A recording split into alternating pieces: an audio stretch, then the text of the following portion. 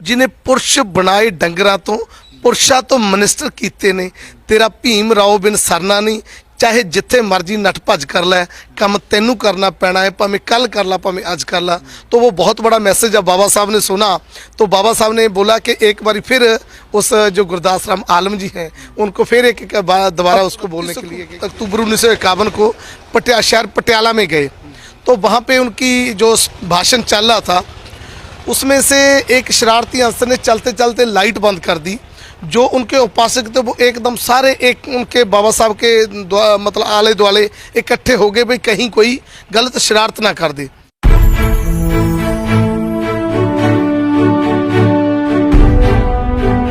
पंजाब की धरती का एक ऐसा इतिहास है जिसे बहुत कम लोग जानते हैं। बहुत कम लोग यह जानते हैं कि बाबा साहब डॉक्टर अम्बेडकर अक्टूबर महीने में 1951 में पंजाब में 3 दिन के दौरे पे आए थे, जहां वो जालंधर सहित 3 अलग अलग शहरों में रहे थे और रैलियां की थी। क्या है उन 3 दिनों का इतिहास और क्या हुआ था उन 3 दिनों के बीच में? एक ऐसा इतिहास है जिसे पंजाब के लोग आज भी याद करते हैं। हमारे साथ हैं जीत सिंह जी जो सोशल एक्टिविस्ट हैं। सर, वो 3 दिन कौन से हैं जब बाबा साहब डॉक्टर अम्बेडकर पंजाब में आए थे, उसका इतिहास क्या है? पहले तो मैं दलित दस्तक का बहुत धन्यवाद करता हूं जिन्होंने बाबा साहब के मिशन को आगे बढ़ाने और उनकी कलेक्शन करने में बहुत ही अच्छा रोल निभाया है। तो बाबा साहब डॉक्टर बी आर अम्बेडकर 27 अक्टूबर 1951 को पंजाब की धरती पे पहली बार आए थे। तो वो बाई एयर आए थे अमृतसर से मतलब बाई रोड वो जलंधर पहुंचे थे। तो जो रास्ते में इतना लोगों में जोश था और लोगों ने बहुत सारी चीज़ें दूध और दूसरा लंगर भी लगाया हुआ था और वो तरस रहे थे कि बाबा साहब के दर्शन हो जाएं। लेकिन समय को देखते हुए फिर भी बाबा साहब को 2 जगह रुकना पड़ा, ब्यास और करतारपुर। और उसके बाद बाबा साहब जलंधर में जहाँ पे रेस्ट हाउस है सैनिक रेस्ट हाउस में रुके और शाम को 5 बजे बूटा मंडी पे उनका 2 घंटे भाषण रहा, जिसमें से बाबा साहब ने बहुत ही महत्वपूर्ण बात कही थी कि अगर मैं चाहता तो मैं जज भी बन सकता था और अपने जीवन को बहुत सुख में बता सकता था, लेकिन मैंने अपनी ज़िंदगी का सबसे कठोर रास्ता लोक सेवा का रास्ता चुना। जो दबे कुचले गरीब लोग हैं उनकी भलाई के लिए, उनको हक दिलाने के लिए, उनको जागृत करने के लिए चुना, जो सबसे महत्वपूर्ण उनका स्पीच था। और उन्होंने ये बोला कि मैं बहुत जगह गया हूँ, जितना रिस्पेक्ट सत्कार और जितना लोगों का इकट्ठ पंजाब के लोगों में मतलब मिला मेरे को, मैंने अभी पूरी ज़िंदगी में इतना बड़ा मतलब इकट्ठ और इतनी बड़ी क्यूरियोसिटी जो लोगों में है समाज को आगे लेके जाने की हक हुकूक के लिए, वो नहीं देखी है। तो 3 दिनों का दौरा था बाबा साहब का। किस किस शहर में रुके थे? अमृतसर के अलावा जालंधर में शायद, और कहाँ रुके थे और क्या क्या हुआ यहाँ पे? बाबा साहब ने डीएवी कॉलेज जलंधर में भी स्पीच 28 अक्टूबर 1951 को स्टूडेंट को दी थी, जिसमें से उन्होंने बोला था कि जो संसदीय लोकतंत्र कायम होना चाहिए, तभी इस हर लेवल पे जाके, ग्राउंड लेवल पे जाके हम सब लोगों की मुश्किलों को सुन सकते हैं। और उन्होंने ये भी बोला था कि 2 धिर होनी चाहिए, एक जो है विरोधी धिर और एक जो मतलब जिनका राज है वो धिर। दोनों धिरों में मतलब अगर धिर होंगी तो तभी वो लोकतंत्र कामयाब हो पाएगा।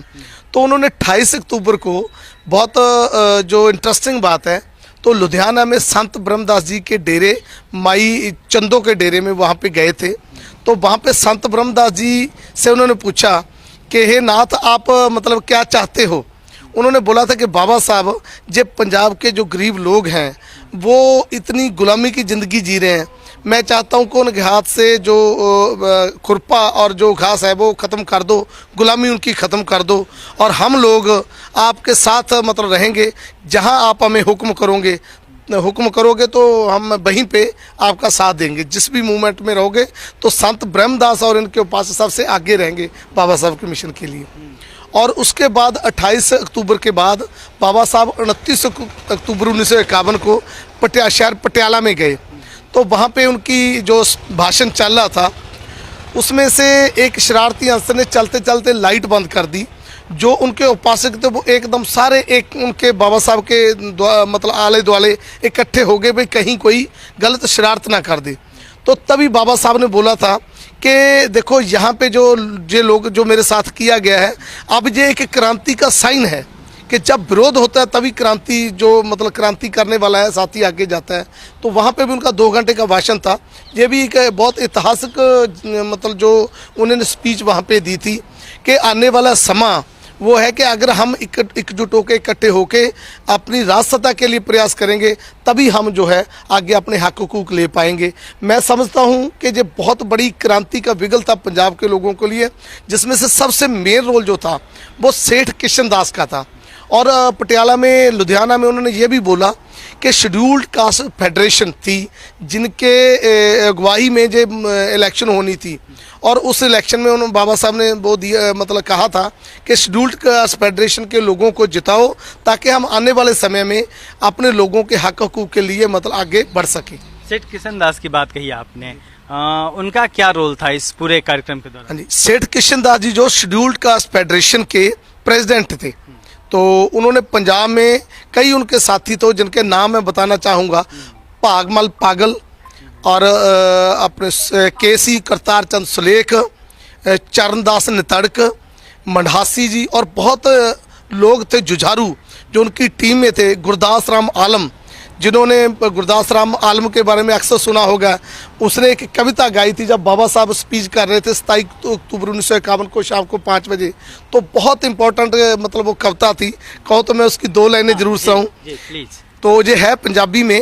तो उन्होंने बोला था क्यों मुगड़ मारी बैठा है, उठ दलित भरावा चज कर ला, कम तेनू करना पैना है भाਵੇਂ कल कर ला कम अज कर ला। वो जो मुगड़ होता है जब सर्दी, मतलब क्या हुआ हिंदी में? हाँ, हिंदी में जब सर्दियों में लोग गांव में बैठते हैं ना, वो नीचे बैठ जाते हैं और उसके ऊपर एक खेसी होती है कि मतलब चादर लिपेटी, तो इकट्ठे होके ना वो मुगड़ मार के बैठते हैं सर्दी से बचने के लिए। तो वो उन्होंने बोला कि आप उस मतलब बैठो मत, मुगड़ मार के मत बैठो, कोई काम चज कर लो, यानी काम करो, कोई मिशन का काम करो, और काम भी आपको ही करना पड़ना है। उन्होंने लास्ट में एक वो बोला था जिन्होंने पुरुष बनाए डंगरा तो, डंगर होते पशु, तो बाबा साहब के लिए बोला था डंगर खींचने की जो बात है। हाँ जी, हाँ, कही जाती। जिन्हें पुरुष बनाए डंगरा तो, पुरुषा तो मिनिस्टर कीते ने, तेरा भीम राव बिन सरना नहीं, चाहे जिथे मर्जी नट भज कर लै, कम तेनू करना पैना है भाਵੇਂ कल कर ला भाਵੇਂ अज कर ला। तो वो बहुत बड़ा मैसेज जब बाबा साहब ने सुना तो बाबा साहब ने बोला कि एक बार फिर उस जो गुरदास राम आलम जी हैं उनको फिर एक दोबारा उसको बोलने के लिए किया जाए। तो उसमें लोगों में बहुत ज़बरदस्त जोश आया था। तो मैं आपको बताऊं कि 1937 में जो पंजाब के 2 जाति इकट्ठी हुई थी, एक उन्होंने आदि धर्म लिखाया था, दुआबे एरिए के जो मतलब रविदासिये थे और माझे के मजहबी वाल्मीकि और जो मतलब चूड़ा कहे जाते थे, वो दोनों एकजुट हुए थे। तो उसमें 8 में से जो पंजाब की वो सीटें थी उसमें 7 सीटें जीती थी, जिसमें सेठ किशन दास जी, तो सेठ किशन दास जी यहाँ से जलंधर से बिजी हुए थे। कौन सी पार्टी से लड़ा गया? शेड्यूल्ड कार्ड फेडरेशन से आरपीआई था, RPI Republican party of India जो बाबा साहब ने बनाई थी। तो मैं ये समझता हूँ आज भी हमारे पास जो बाबा साहब ने बहुत बड़ा इतिहास दिया है और तो बहुत बड़ा हमें मतलब गाइडलाइन दिया है, मार्ग दिखाया, उस मार्ग पे चलते हुए हम आने वाले समय में जो उन महापुरुषों ने इस धरती जहाँ महापुरुष चले जाते वो पवित्र हो जाती है, उनकी वजह से जो SC ST OBC लोग हैं इतनी बड़ी उन्नति कर रहे हैं, हम उनको फॉलो करते हुए उनके विचारों पे चलते हुए उनको प्रचार प्रसार करते हुए अपने जीवन में डालना चाहिए। और आने वाले समय में बाबा साहब के मिशन के लिए खास करके पढ़े लिखे लोगों को जिनके लिए उन्होंने बोला था उनको काम करना चाहिए, तभी हम आगे बढ़ सकते हैं। बहुत बहुत शुक्रिया जीत सिंह जी कि इन्होंने वो 3 दिन का इतिहास बताया, और आप खुद भी जीत सिंह जी की बातों को सुनते हुए और जो इन्होंने कविताएं कहीं उसे सुनते हुए मैं तो महसूस कर पा रहा था, मैं देख पा रहा था कहीं ना कहीं कि हाँ बाबा साहब उस दौर में किस तरीके से आए होंगे। ये 3 दिनों का इतिहास है जो ऐतिहासिक है अम्बेडकरी आंदोलन के लिए, पंजाब की धरती के लिए। आपका बहुत बहुत धन्यवाद। कैमरामैन सिद्धार्थ के साथ मैं अशोक दास, दलित दस्तक।